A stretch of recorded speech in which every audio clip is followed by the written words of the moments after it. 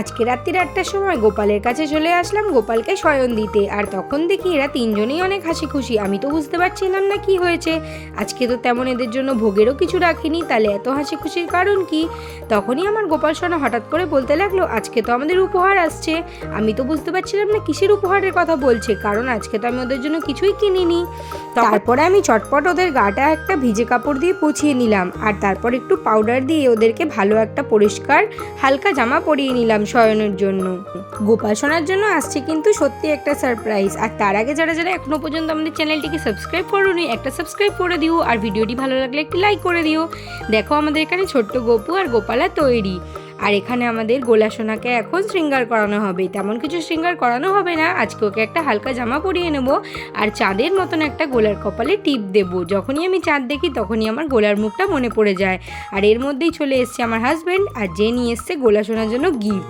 তাই জন্যই গোপাল সোনা বলছিল যে আজকে ওর জন্য উপহার আসবে, কিন্তু আমি নিজেও জানতাম না ওর জন্য আজকে উপহার আসবে। আমার হাজব্যান্ড তাড়াতাড়ি ওটা খুলে নিতে লাগলো, আর গোলাও দেখো কত এক্সাইটেড। এটার মধ্যে কী আছে সেটা আমারও জানার ইচ্ছা আছে। বেশ প্যাকেটটা মোটা ছিল, আর খুলতেই দেখা গেল এটার জন্য এসছে গোপাল সোনার শয়নের জন্য মশারি বিছানা, যেটাতে একসাথে ওরা তিনজন ঘুমাতে পারবে। এটা দেখে তো আমার মন অনেকই খুশি হলো, কারণ ওদের তিনজনকে আলাদা আলাদা শোয়াতে হতো, এখন ওরা তিনজন পাশাপাশি ঘুমাবে। তারপরে আমার হাজব্যান্ড গোপাল সোনার সাথে কিছুক্ষণ সময় কাটাতে লাগলো, আর গোপাল সোনা তো বলছে এক্ষুনি ঘুমিয়ে পড়বে, কিন্তু এখনও ওর রাতের খাবার খাওয়া হয়নি। আমি তাই জন্য বললাম তাড়াতাড়ি রাতের খাবারটা খেয়ে নাও, তারপর ঘুমিয়ে পড়বে।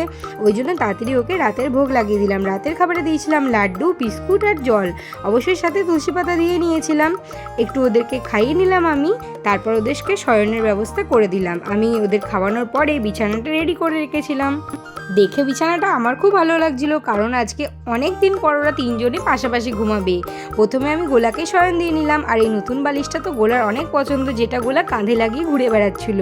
আমি বললাম তাড়াতাড়ি ঘুমিয়ে পড়ো, সকাল সকাল উঠতে হবে, কারণ সকালবেলা নতুন কিছু করতে হবে। এখন আমি বাকি গোপালদেরকেও শয়ন দিয়ে নিলাম একসাথে। ওদের তিনজনকে পাশাপাশি ঘুমাতে দেখে আমার মন অনেক খুশি লাগছিল, আর তার সাথে ওদের মনও খুশি রয়েছে, সেটা ওদের মুখ দেখলেই বোঝা যাবে। বাইরে এই মশারিটা আমার হাজব্যান্ড অর্ডার করেছিল মিশো থেকে। তোমাদের যদি এটা পছন্দ হয় তোমরাও অর্ডার করতে পারো নিজেদের গোপাল সোনার জন্য। দেখো আমার মিষ্টি গোলা ঘুমিয়ে পড়েছে, আর কত সুন্দর লাগছে ওকে ঘুমাতে দেখে।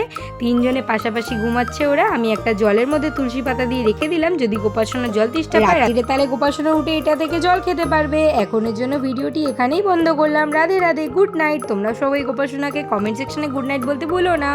আজকের জন্য টাটা, দেখা হবে নতুন ভিডিওর সাথে।